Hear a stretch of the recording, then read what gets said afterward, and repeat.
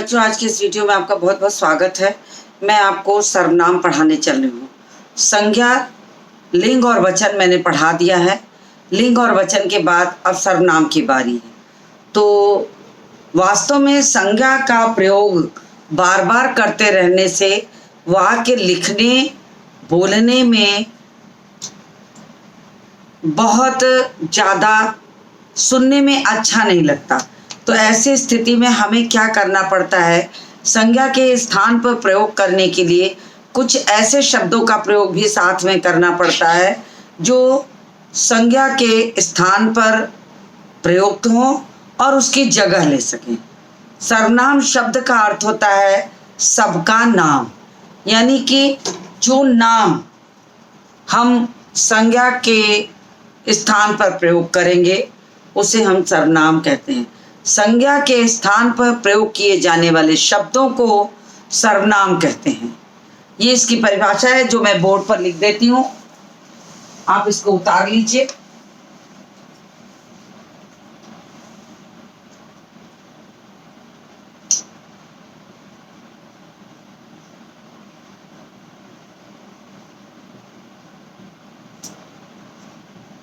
संज्ञा के स्थान पर प्रयोग, संज्ञा के स्थान पर प्रयोग किए जाने वाले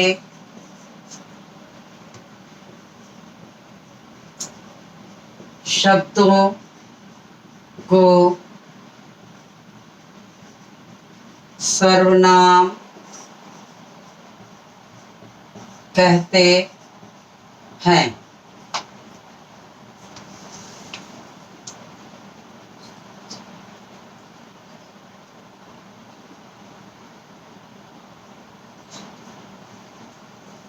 हिंदी शब्द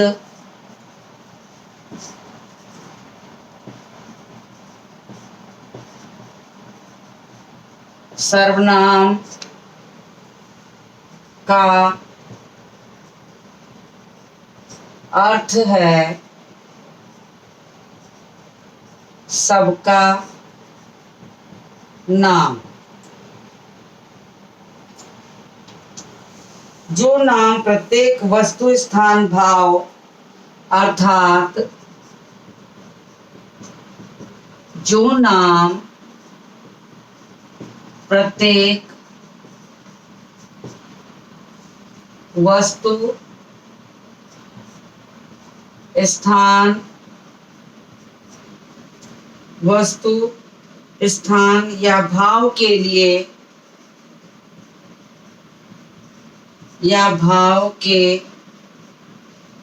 लिए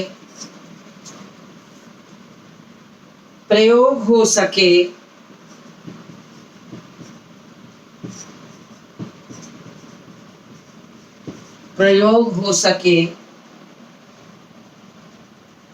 वह सर्वनाम होता है।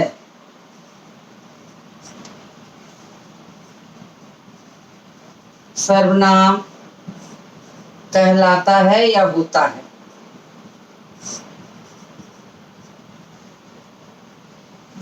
जैसे मैं, हम, तुम, आप, वह इत्यादि।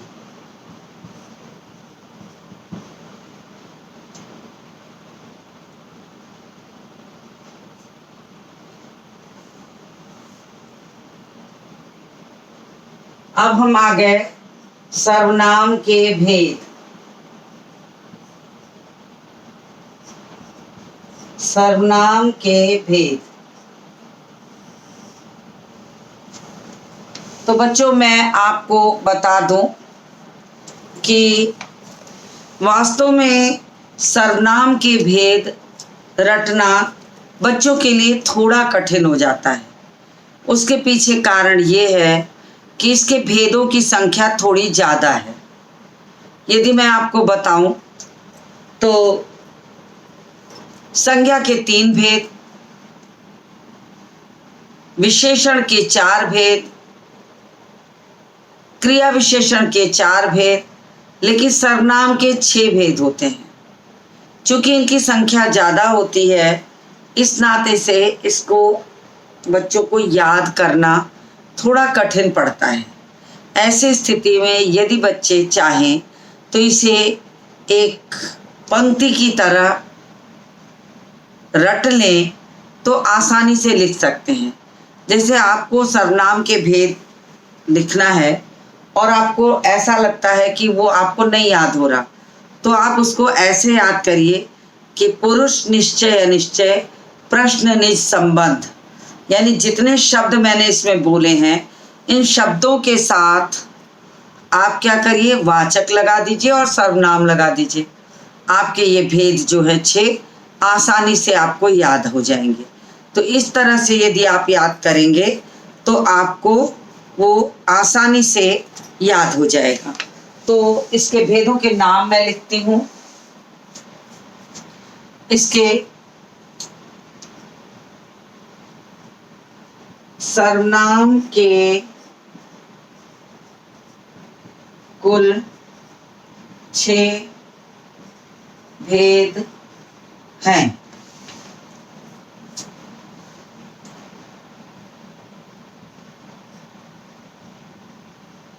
पुरुषवाचक सर्वनाम,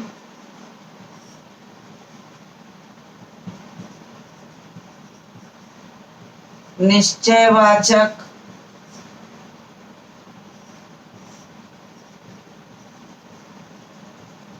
सर्वनाम,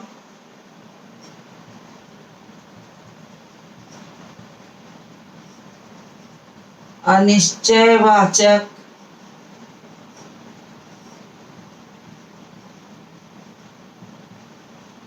सर्वनाम, प्रश्नवाचक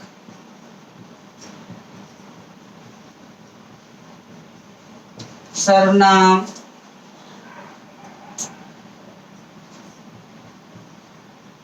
निजवाचक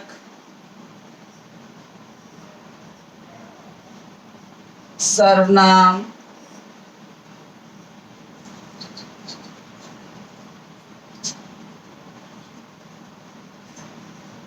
संबंधवाचक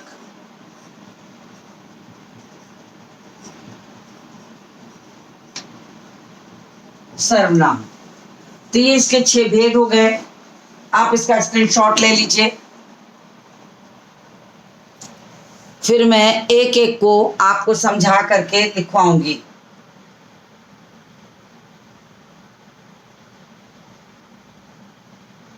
मैं बिल्कुल किनारे हूं, आप इसका स्क्रीनशॉट लीजिए। फिर मैं पुरुषवाचक सर्वनाम आपको समझाऊंगी।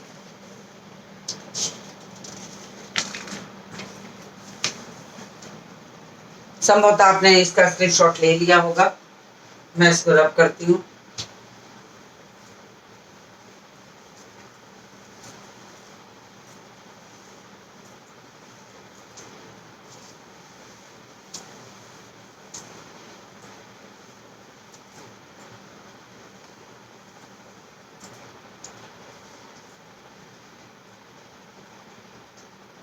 अब मैं पुरुषवाचक सर्वनाम आपको समझाऊंगी, फिर लिखवाऊंगी।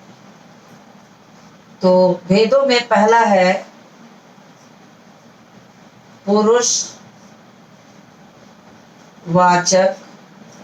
सर्वनाम। लिखवाने से पहले मैं इसको समझा देती हूँ पहले अब आपको।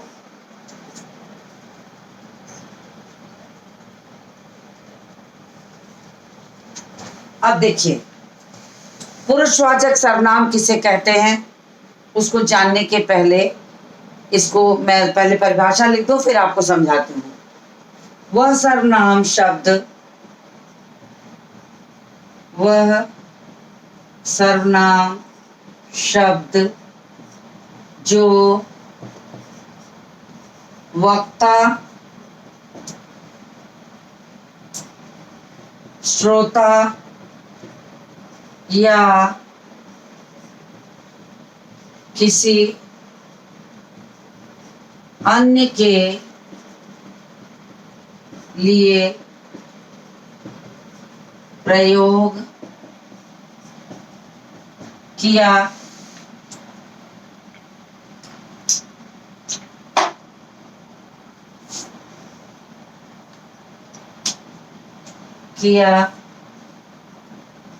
जाता है उसे पुरुषवाचक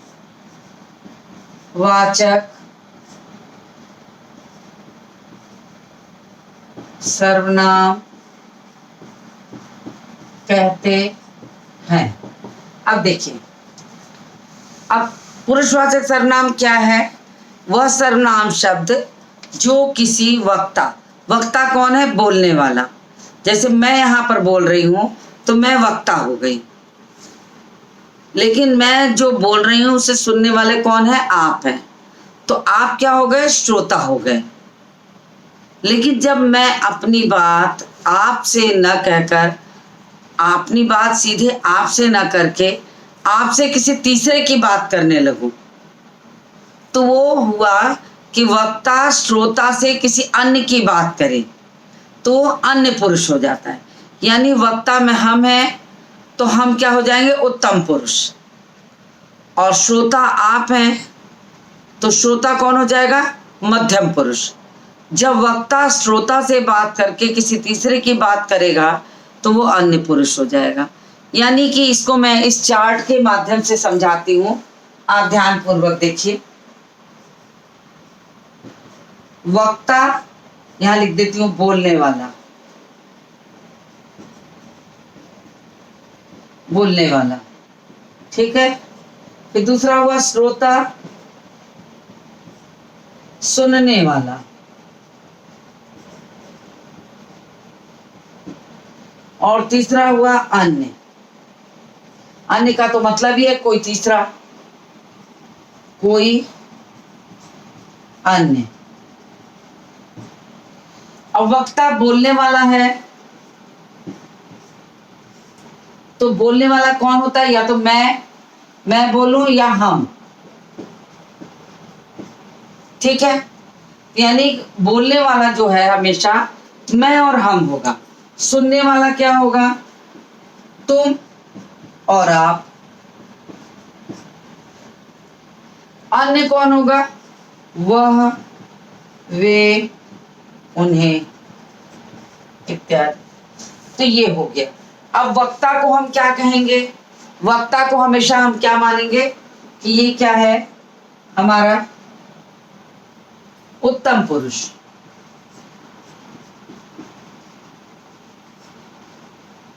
उत्तम पुरुष। ये क्या हो जाएगा? मध्यम पुरुष। और ये क्या हो जाएगा? ये अन्य पुरुष है। जैसे मैं आपसे कहूं कि उस लड़के को बुला लाओ, मैंने आपसे कहा कि उस लड़के को बुला लाओ,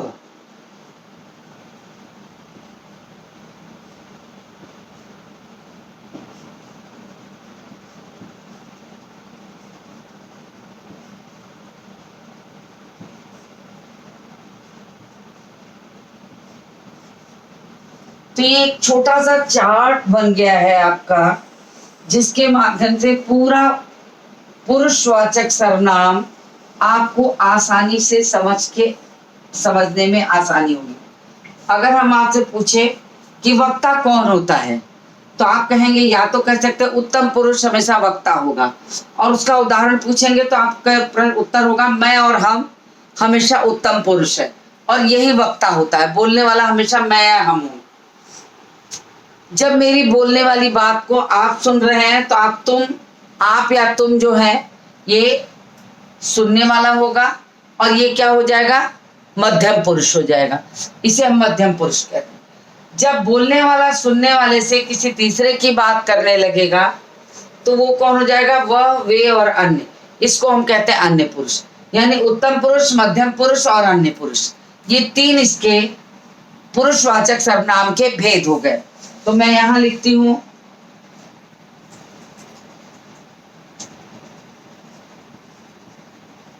पुरुषवाचक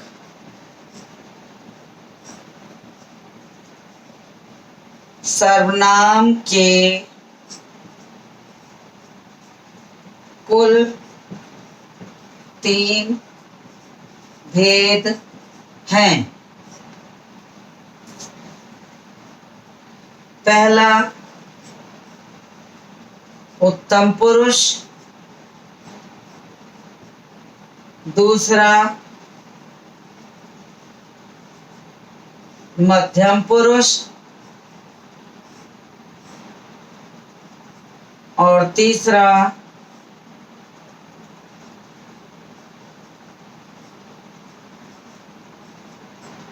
अन्य पुरुष। अब इसका स्क्रीनशॉट आप ले लीजिए, फिर मैं आगे बढ़ूं। चलिए इसका स्क्रीनशॉट ले लीजिए। संभवतः आपने स्क्रीनशॉट ले लिया होगा।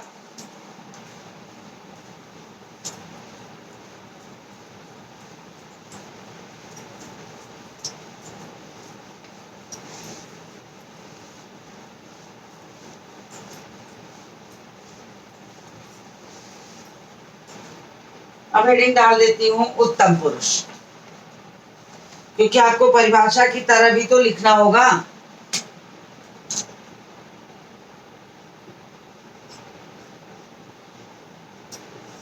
उत्तम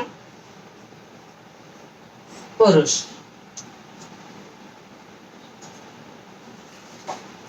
वह सर्वनाम शब्द जो मैंने अभी समझाया, उसी को मैं अब परिभाषा की तरह आपको लिखवा रही हूं। वह सर्वनाम शब्द जो वक्ता के लिए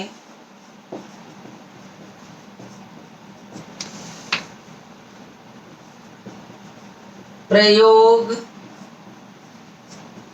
किया जाता है उसे उत्तम पुरुष सर्वनाम कहते हैं।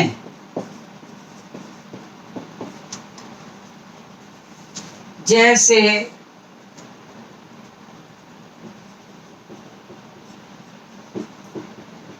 मैं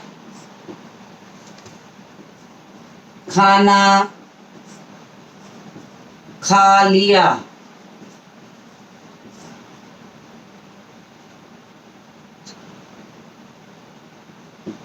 दूसरा,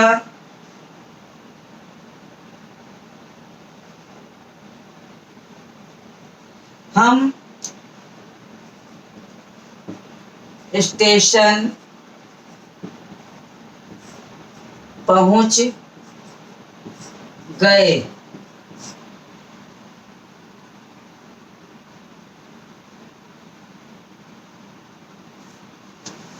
हमारा कहना ही बहुत है। हमारा कहना ही बहुत है। अब यहाँ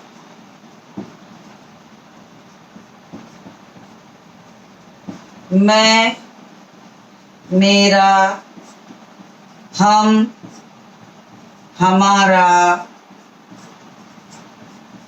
उत्तम पुरुष सर्वनाम हैं।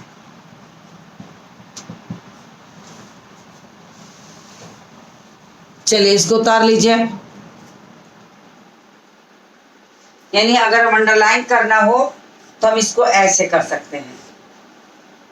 ये उत्तम पुरुष हो गया। जो मैंने चार्ट में आपको बना के सिखाया था, ठीक उसी को मैं यहाँ पर लिख के समझा रही हूँ कि उसकी परिभाषा के रूप में कि वो कैसे होगा। तो इसी तरीके से जब उत्तम पुरुष की बात हो रही है तो मैंने उत्तम पुरुष आपको समझा दिया, मैं, मेरा, हम, हमारा से बनने वाला जितना भी वाक्य होगा ये उत्तम पुरुष होगा। तो क्योंकि ये वक्ता के लिए कहा गया है, और वक्ता कौन है? हम हैं।